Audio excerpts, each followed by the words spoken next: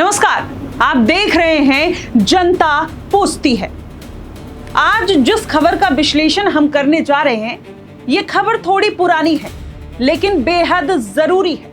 आपको बता दें किस तरीके से समाज में इंसानियत को तार तार किया जा सकता है, इस कहानी के माध्यम से आप जान सकते हैं। आपको बता दें ये घटना श्री गंगानगर राजस्थान की है, जहां एक 13 साल की बच्ची जो 18 जून को रोज की तरह ट्यूशन से अपने घर लौट रही थी। उसे क्या पता था कि उस दिन उसकी जिंदगी हमेशा के लिए बदल जाएगी। उसने एक रिक्शे वाले से कहा, भैया घर छोड़ दीजिए, लेकिन भैया उसे घर नहीं ले गए, बल्कि भैया उसे धोखे से एक होटल लेके गए, जहां पर उस मासूम को उस होटल वाले के साथ बेच दिया। और उसके बाद उसी रात को वो रिक्शा वाला उस बच्ची के साथ रुका, उस बच्ची का एमएमएस बनाया गया और उसको क्लाइंट को भेजा गया। और उसके बाद इस गेस्ट हाउस से निकलकर वो बच्ची दूसरे होटल, तीसरे होटल तक पहुंच गई, जहां पर बारी बारी से 32 लोगों ने उसके साथ दरिंदगी की। आप सोचिए कि आजकल भरोसा किस पर किया जाए। एक रिक्शे वाला जिस पर हम कहीं जाते हैं तो सबसे ज्यादा भरोसा करते हैं कि हमारे डेस्टिनेशन पे हमें पहुंचा देगा, लेकिन उस बच्चे के साथ ये नहीं हुआ। वहां उस मासूम को इंसान नहीं, एक सामान समझा गया, कुछ पैसों के लिए उसे बेच दिया गया, फिर उसके साथ दरिंदगी की गई। इसके बाद उसे एक के बाद एक कई लोगों के हवाले कर दिया गया। 5 दिनों तक, 18 जून से वो बच्ची लापता थी, 22 तारीख को उसको रेस्क्यू किया गया। आप सोचिए 5 दिनों तक उसकी चीखें दीवारों में कैद रही और इंसान कहलाने वाले लोग अपनी इंसानियत को मारते रहे।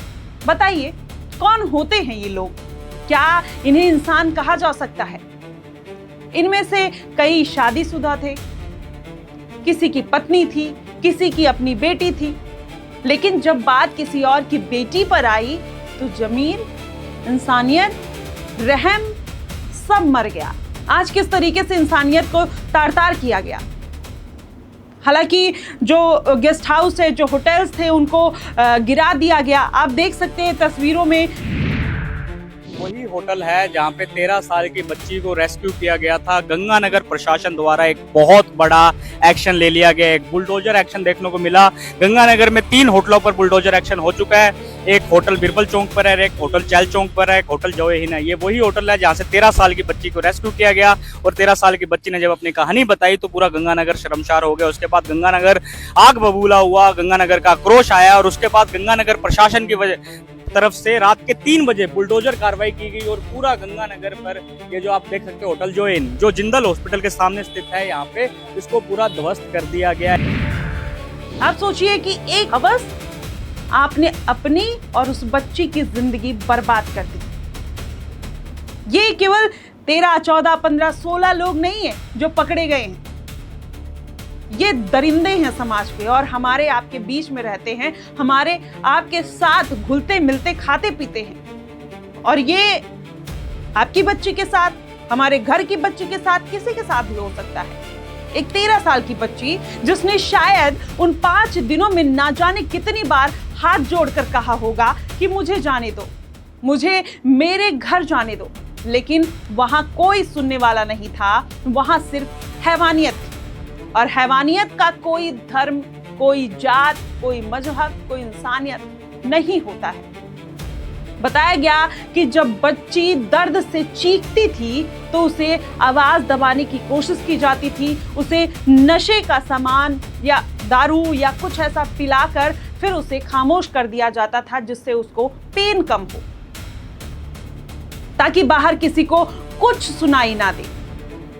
सोचिए एक मासूम पर क्या बीती होगी, जिसे बचपन में स्कूल, किताबें और सपने मिलने चाहिए था, उसे अब सिर्फ डर, दर्द और दहशत मिली। तो छोटी बच्ची कह रही है कि जिस दर्द में मैं हूं, मैं चाहती हूं कि उनको भी वही दर्द मिले। उधर उसका परिवार अपनी बेटी को पागलों की तरह ढूंढ रहा था। उसकी मां जब पुलिस स्टेशन में रिपोर्ट लिखाने गई तो पुलिस वालों को इसकी खबर पहले से मिल चुकी थी और वो उस बच्ची को ढूंढने में लगे हुए थे।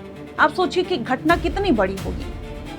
पुलिस तलाश कर रही थी, हर गुजरते घंटे के साथ उम्मीद टूट रही थी, लेकिन एक दिन किसी तरह मौका मिला और वह बच्ची वहां से निकलकर सड़क पर पहुंच गई। उसने एक पुलिसकर्मी को पूरी कहानी बताई और तब दुनिया के सामने पूरा सच निकल कर आया, जिसे सुनकर रूह कांप जाती है। सवाल सिर्फ राजस्थान का नहीं है, सवाल पूरे देश का है। सवाल यह है कि आखिर हमारी बेटियां कब सुरक्षित होंगी। हम सब हर बार मोमबत्तियां जलाते हैं, हर बार सोशल मीडिया पर गुस्सा दिखाते हैं, हर बार कहते हैं बहुत दुखद है और फिर अगली बार खबर का इंतजार करने लगते हैं।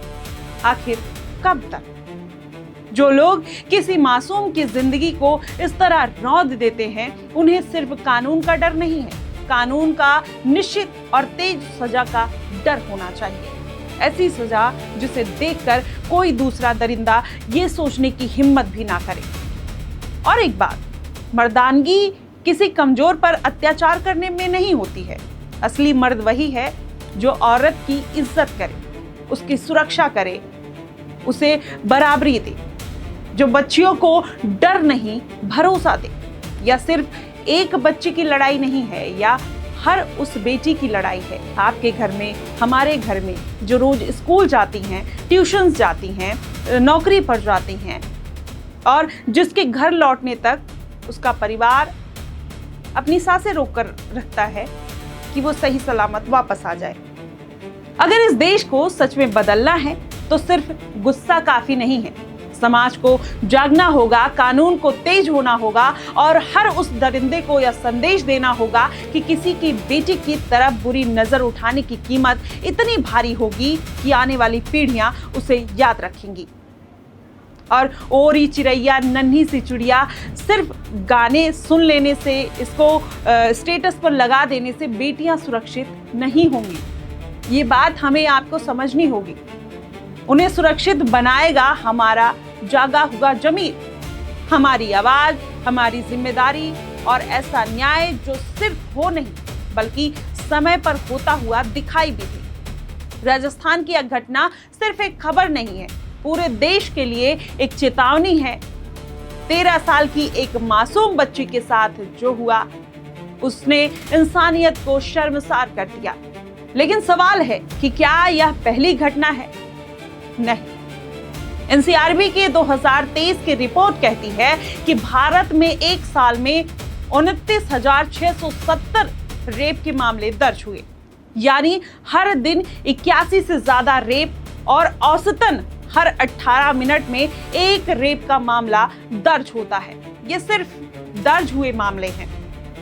कहानी इससे उलट भी हो सकती है, असली संख्या इससे ज्यादा भी हो सकती है, क्योंकि कई पीड़िताएं होती हैं डर, धमकी और सामाजिक दबाव के कारण शिकायत ही नहीं कर पाती हैं, क्योंकि हमारा समाज, हमारे लोग जीने नहीं देते हैं।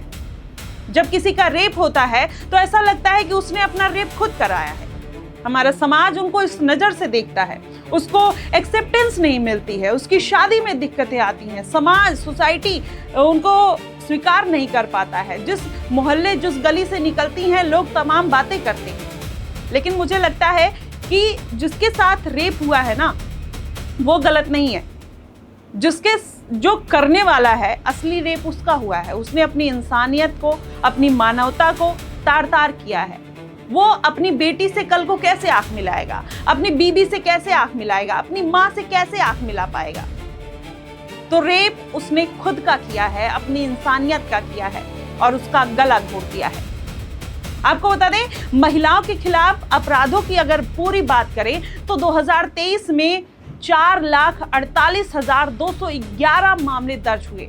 राजस्थान में महिलाओं के खिलाफ 45,450 मामले दर्ज हुए, यानी औसतन हर दिन लगभग 125 मामले। सोचिए, आखिर हमारी बेटियां कब सुरक्षित होंगी?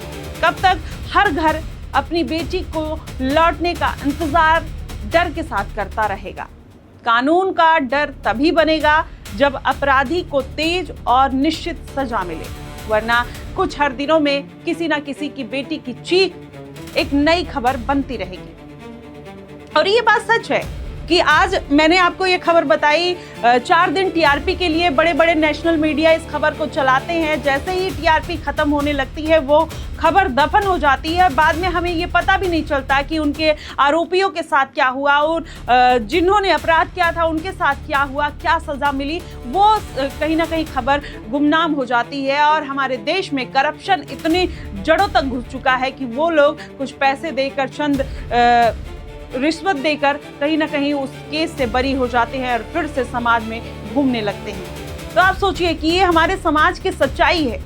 एक 13 साल की मासूम बच्ची, आप सोचिए कि वो क्या कह रही है। अगर आप उसकी बात सुनेंगे, आप जाकर देखिएगा कि क्या कह रही है, वो कितने दर्द में है और किस तरीके से एक छोटी 13 साल की बच्ची के सपनों को तार-तार कर दिया गया। कितने ड्रीम्स होंगे, कितनी चीजें, लेकिन अब उसको किस दबाव में जीना पड़ेगा। समाज के दबाव में जीना पड़ेगा, हमारे आपके दबाव में जीना पड़ेगा।